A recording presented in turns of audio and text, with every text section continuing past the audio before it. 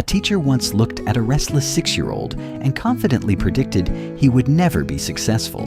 That boy was Michael Phelps, who was diagnosed with ADHD, struggled to sit still, and was put on medication. 2 decades later, he became the most decorated Olympian in human history, holding 28 medals. His ADHD wasn't a roadblock, it was his ultimate advantage. The truth about the ADHD mind is simple. It is not broken. It is just running on the wrong kind of fuel, the engine and the fuel. For everyday psychology, understanding attention is crucial. We often view ADHD as a deficit of focus, but it is actually a fuel problem. Dr. William Dodson, after decades of clinical work, highlighted that neurotypical brains operate on an importance-based nervous system. They can power through tasks just because a deadline looms or a grade matters. ADHD brains, however, possess an interest-based nervous system. They cannot force engagement purely out of obligation. Imagine a jet engine.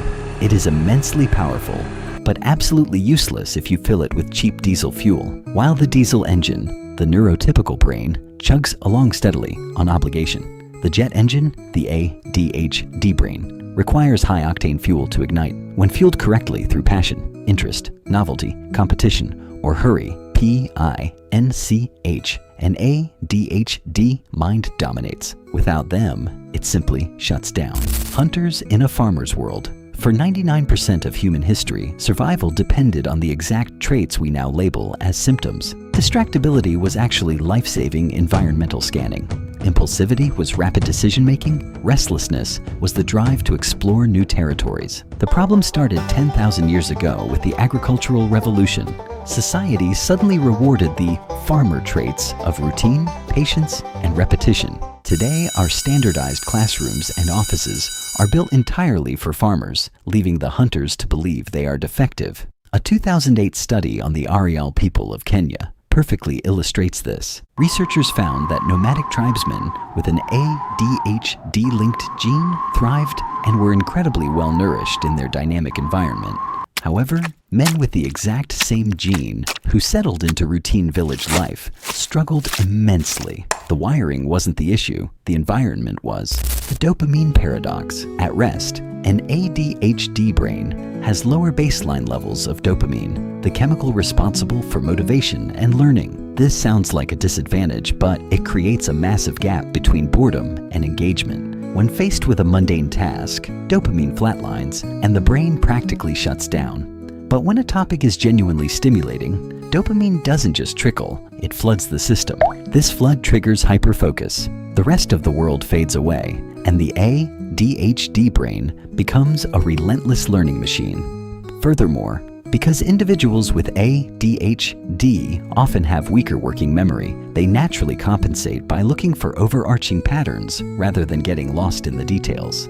They see the entire forest, which is why a staggering 29% of entrepreneurs have ADHD compared to a much lower diagnostic rate in the general population. They are hardwired to distill complex facts into simple, innovative solutions. Fix the environment, not the brain. Stop trying to fix a brain that isn't broken. Instead, change the cage it is trapped in. Just as the swimming pool channeled Michael Phelps's chaotic energy into Olympic power, you must find an environment that frees you. Here is how you apply this to your daily learning. Hunt, don't farm. Stop grinding the same subject for hours straight. Rotate your focus. Abandon what feels stale and chase novelty. Manufacture urgency. Set strict timers to artificially induce the hurry fuel. Your brain needs stakes to perform, so create them ruthlessly.